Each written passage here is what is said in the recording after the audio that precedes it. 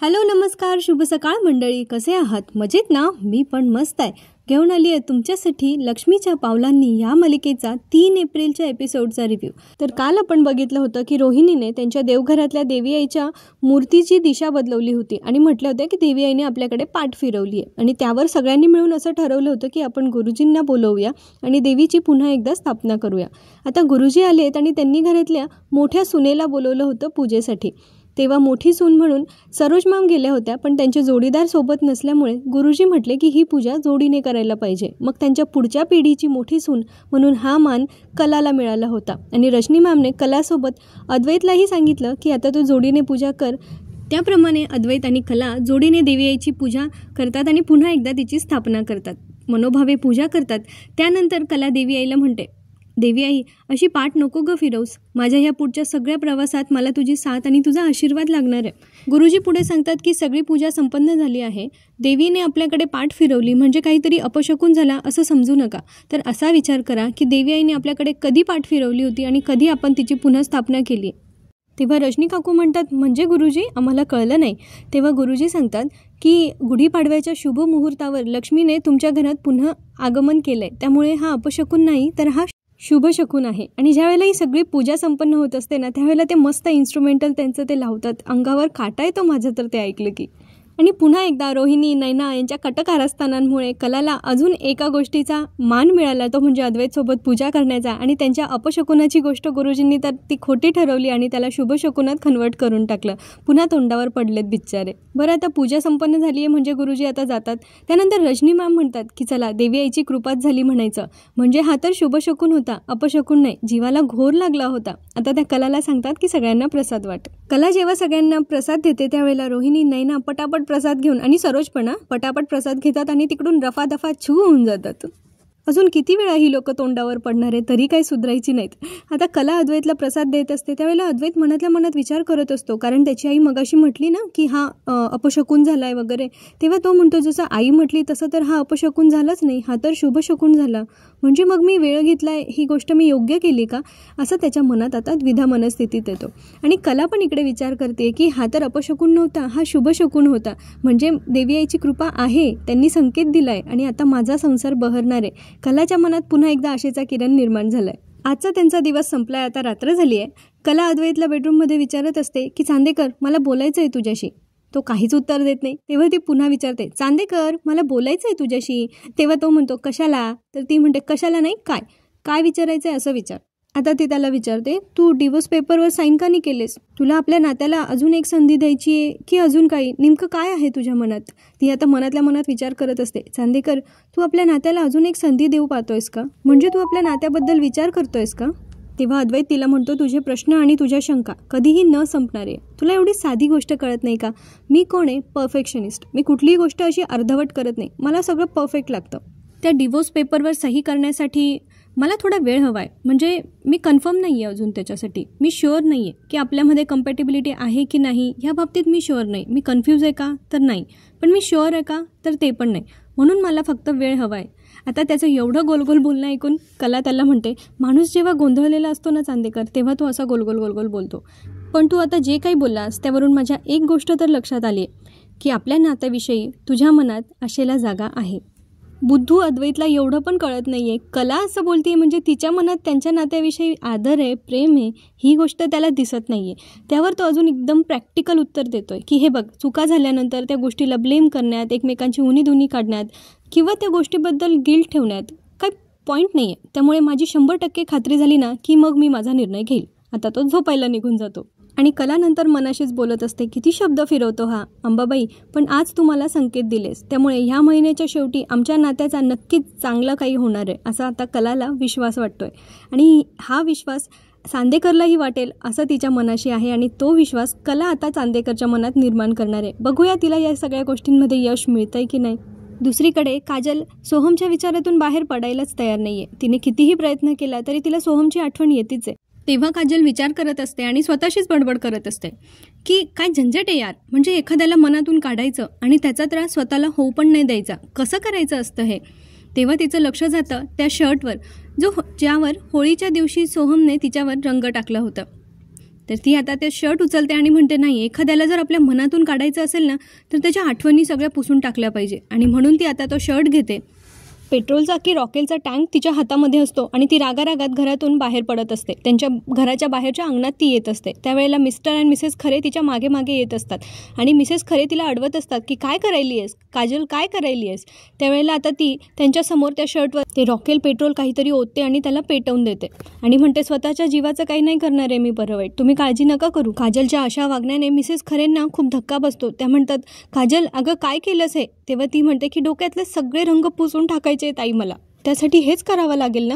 मला हे सगळं नाही सहन होते, मला खूप जड जात आहे, पण मी प्रयत्न करतेय. हे बोलताना काजलच्या मनाची अवस्था फारच वाईट असते. ती तशीच रडत रडत घरात निघून जाते. त्यावेळेला मिस्टर खरे म्हणत असतात की पोरीने ठरवलं आहे आणि तिचं ती करते. अंबाबाईच्या मनात पण हेच असेल असं मिस्टर खरेंना वाटतंय. तेव्हा मिसेस खरे खूप रडत असतात. त्या म्हणतात पण पोरीचा त्रास मला नाही बघवते हो. त्यांना वाटत असतं की त्यांची हसती खेळती काजल ह्या अशा अवस्थेत याला सर्वस्वी जबाबदार त्याच आहेत. पण आता करणार काय. चला, खूप साऱ्या ट्रॅजेडीने त्यांचा तो दिवस संपलाय आणि आता दुसऱ्या दिवशी त्यांच्याकडे आहे गुढीपाडव्याची पहाट. चांदेकरांकडे सणाच्या दिवसाच्या पूजेची लगबग सुरू आहे. कला आणि रजनी मॅम दोघं मिळून मस्तपैकी पूजेची तयारी करतायत. त्या एकमेकींना काय राहिलंय, काय आणून ठेवलंय ह्या सगळ्या गोष्टींची यादी वाचून दाखवतायत. तिकडे नैना तिच्याच नखऱ्यांमध्ये बिझी आहे आणि सरोज मॅमला तर कोणाशी काही घेणं देणंच नाहीये. त्या त्यांच्या काहीतरी तोंड पाडून बसला आहेत ॲरोगन्सी फेसमध्ये. आता इकडे कला आणि रजनी मॅम बोलत असतात की काही राहिलं आहे का बघा, असं कला रजनी मॅमला विचारते. तेव्हा रजनी मॅम म्हणतात की अगं खरं सांगू का, इतक्या वर्षात खरं तर मला सवय झाली आहे काय असतं काय नाही, पण आबा असले ना की कसं काळजी नसते आणि आता आबा नाही आहेत ना, मला जरा गोंधळल्यासारखं वाटतंय की काही राहून नको जायला, पण तरी मी एकदा चेक करते. ते आता बोलत असतात ना जेव्हा आबा नाही आहेत म्हणून, तेव्हा त्याच वेळेला तिकडे अद्वैत येतो आणि अद्वैत म्हणतो सणाचा दिवस आहे आणि आबा नाही आहेत हे इक्वेशनच मला पटत नाही आहे. चला मी आता ना त्यांना फोनच करतो. अद्वैत जेव्हा आबांना फोन करत असतो तेवढ्यात आबा साक्षात दारावर येऊन उभे राहतात आणि म्हणतात काय चांदेकर मंडळी. आबा एकदम फ्रेश दिसत आहेत, म्हणजे ज्या कामासाठी ते गावाला गेले होते ते काम झालं असेल बहुतेक. आजी आजोबा गावाहून आल्यावर कसा नातवांना आनंद होतो, अगदी तसाच आनंद अद्वैतला इथे झालाय, कलालाही झालाय. रजनी मॅम पण खुश असतात. तेव्हा आबा म्हणतात काय रे, मी नाहीये तर माझ्या नावाने शंख करायला आहेस काय, माझ्याशिवाय सण साजरा करणार होतास वय. तेव्हा अद्वैत म्हणतो शक्यच नाही.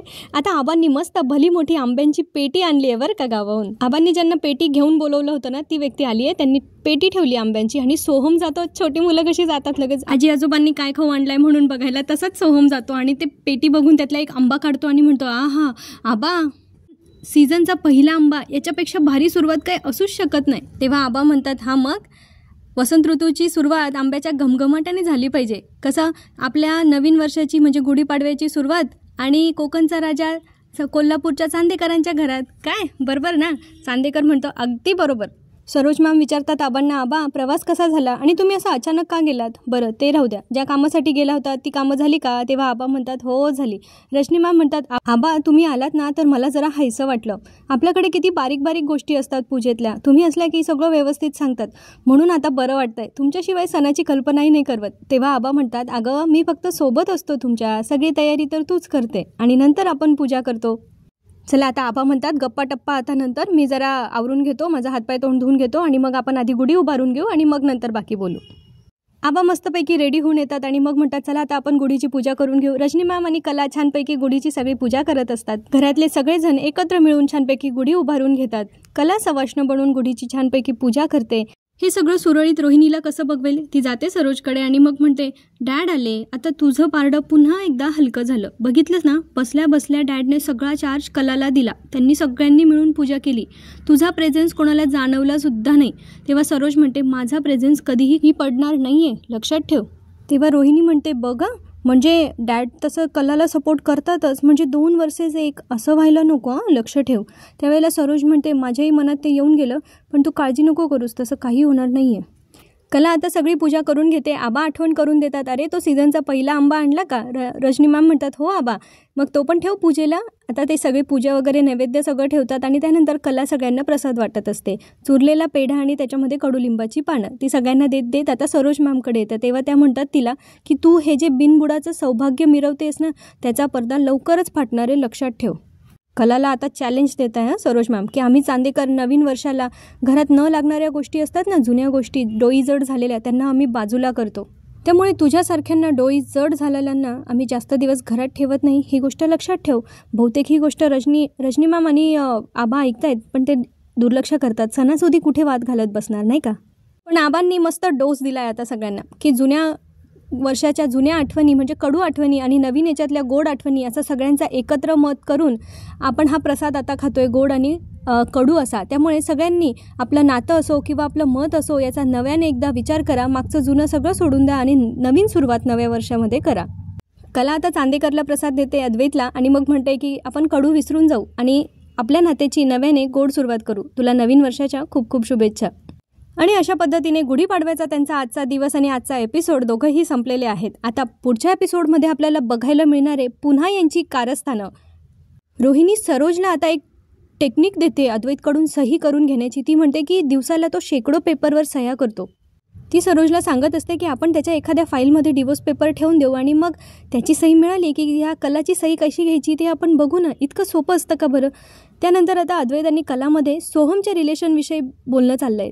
कला म्हणते सोहम नक्कीच प्रेमात आहे. अद्वैत म्हणतो आपण त्याच्यासाठी काहीतरी केलं पाहिजे आणि मग ते दोघं एकाच वेळेला बोलतात. लग्नाविषयीची बोलणी. मग आता कला सांगते हे बघ आपण दोघं सारखा विचार करत नाही तर आपण सारखं बोलतो सुद्धा आणि ही आहे आपल्या नात्यातली एक सिमिलॅरिटी. अद्वैत म्हणतो आता हे महत्त्वाचं आहे की सोहम. तेव्हा कला म्हणते नातं घट्ट होणं महत्त्वाचं आहे. मग ते आपलं असू देत नाहीतर सोहमचं. आता कला अद्वैत बहुतेक सोहमच्या लग्नासाठी पुढाकार घेणार आहे आणि मग पुढे गेल्यानंतर यांच्या नात्यामध्ये सोहम, काजल आणि अनामिका या लव्ह ट्रँगलचा काय इफेक्ट होणार आहे हे बघणं फार फार मनोरंजक ठरणार आहे. त्यानंतर अद्वैतची साईन घेण्याची कारस्थानं पण चालूच आहेत, तीही आपल्याला बघायची आहेत पुढच्या एपिसोडला. तेव्हा पुढचा एपिसोड बघायला विसरू नका. माझ्या आवाजातला आजचा रिव्ह्यू आवडला असेल तर लाईक, शेअर करा आणि चॅनलला सबस्क्राईब करा. पुन्हा भेटूया पुढच्या भागामध्ये. तोपर्यंत आनंदी रहा, हसत रहा, खुश रहा. आपली आणि आपल्या प्रियजनांची काळजी घेत रहा. आयुष्य खूप सुंदर आहे, मस्तपैकी जगत रहा. पुन्हा भेटूया. धन्यवाद.